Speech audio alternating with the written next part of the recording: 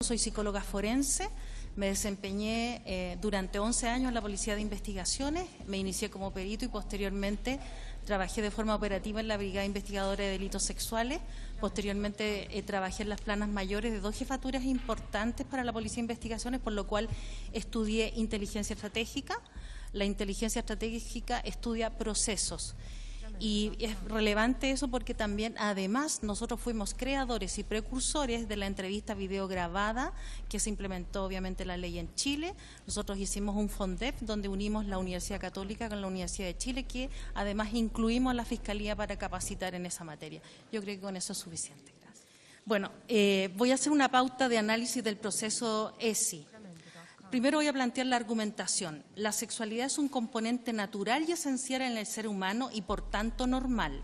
Es una realidad existencial y por ello fuerte y profunda porque es una expresión de la dimensión objetiva, material y corporal y compromete a su dimensión subjetiva que refiere a lo psíquico y espiritual. Siendo una experiencia individual, además es una experiencia colectiva, es decir, social, pues sirve a la realización de su ser, tanto como a la reproducción de la vida, las dos posiciones. Existe un elemento de la esencia que la sexualidad cursa la naturaleza y satisface el instinto. También su realización no se agota en sí misma en lo corpóreo, en lo sexual propiamente tal, sino que tiene una proyección psíquica, moral, espiritual, o sea, existencial y de autorrealización. Tiene que ver con toda experiencia humana, está necesariamente mediada por la creencia. Y es muy importante el rol de la creencia porque es la creencia predominante en tiempo y espacio que se tiene de la sexualidad. Esto es que la creencia le atribuye contenido, significado, valor y sentido a la sexualidad. Voy a presentar las inferencias acerca del proyecto según la lectura que hice. Conforme a lo expuesto, se aprecia que la cuestión del proyecto de ley no es un problema de la sexualidad en general y de la educación sexual en lo particular. La razón es que hay que refrendar en aquello, porque cuando se discute de sexualidad, en realidad se está discutiendo acerca de la concepción de ser humano. La sexualidad no está escindida del concepto de ser humano. Las razones para tomar una posición respecto del ser humano y su sexualidad tienen que ver con la creencia, porque por lo tanto, como concibo al ser humano, concibo la sexualidad. La sexualidad no es autónoma ni está separada del ser humano en todas sus dimensiones. De este modo, cuando estamos hablando de calificaciones y adjetivaciones como machismo o feminismo, estas corresponden a definiciones ideológicas. Dado lo anterior, como se plantea que lo social es diferente o está disociado de lo valórico, se comete un profundo error. ¿Desde cuándo lo social no es valórico y desde cuándo la sexualidad no es valórica? En consecuencia, lo que se está en disputa es lo valórico porque deriva de las distintas concepciones que tiene el ser humano, porque tiene un sustrato de creencias que siempre es ideológico. Lo que se está discutiendo en el proyecto es netamente ideológico, seamos sinceros. Lo que está discutiendo es precisamente lo ideológico, de ahí la relevancia y la trascendencia de la creencia. Todo ello porque se requiere cambiar la concepción del ser humano, se cambia la concepción de la sexualidad humana y esto tiene que ver con el concepto de ser humano. Esto es una lucha ideológica pura. Consideraciones, representaciones u objeciones al proyecto.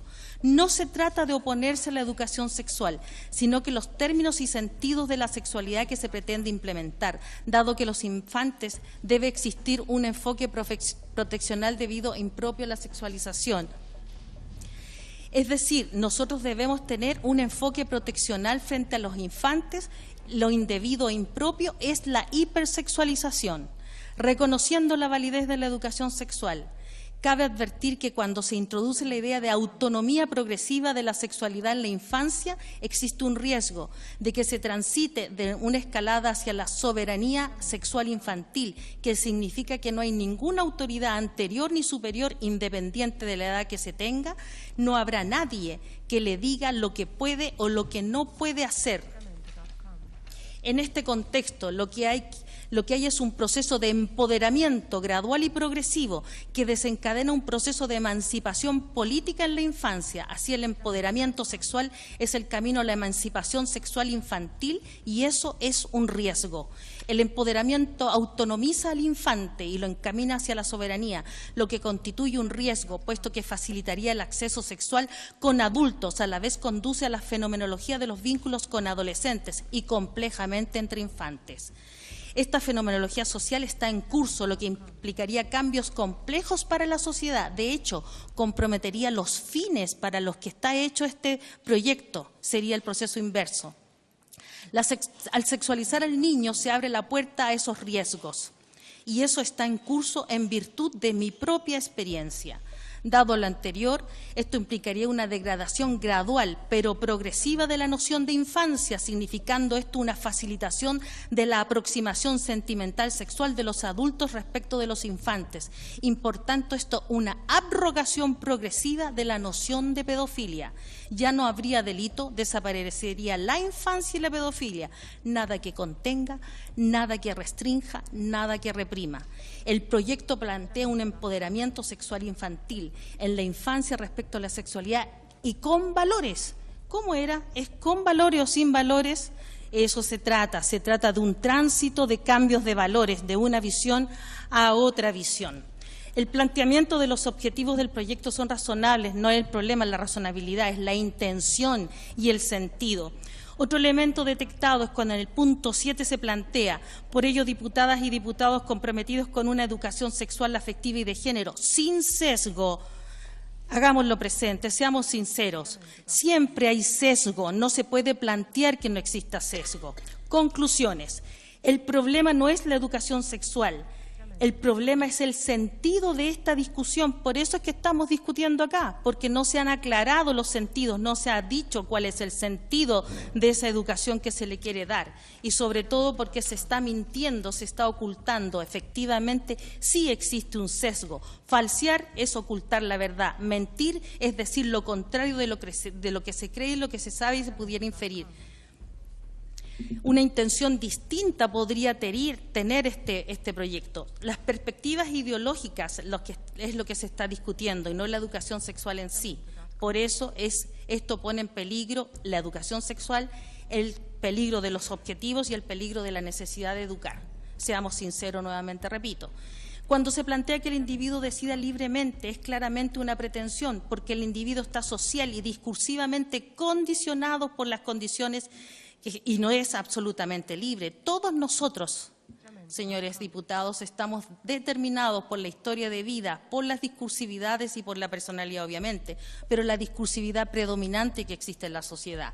Además, con mayor razón, un infante no está preparado para hacerlo, no tiene que ver con la madurez real, porque los niños no están aptos y maduros para diferentes tipos de comportamiento. Un niño no puede comer, por ejemplo, a los meses porotos granados, es un ejemplo, porque tiene que estar preparado. De hecho, está en proceso de formación y eso sería provocar un daño psicoemocional grave. No se le estaría respetando su individualidad. Hay discursividades que promueven la sexualidad sin restricciones, no normada, la ideología del deconstruccionismo, que es el quebrantamiento de la norma y la natural o no natural. Para transgredir interdictos, las prohibiciones y los tabúes, de construir el sistema categorial de la creencia que establece y funda la norma y ley, hibridar para que nada signifique algo, por eso ni niño ni adulto, es para transformar la creencia, se trastorna, se trastoca para pervertir. Y, por último, lo que se está discutiendo es el sexo como una lucha ideológica. En realidad, lo que se está discutiendo es la definición de ser humano. Por eso, cuando se usa la sexualidad para modificar la concepción del ser humano y la sociedad, se está planteando una discusión netamente ideológica.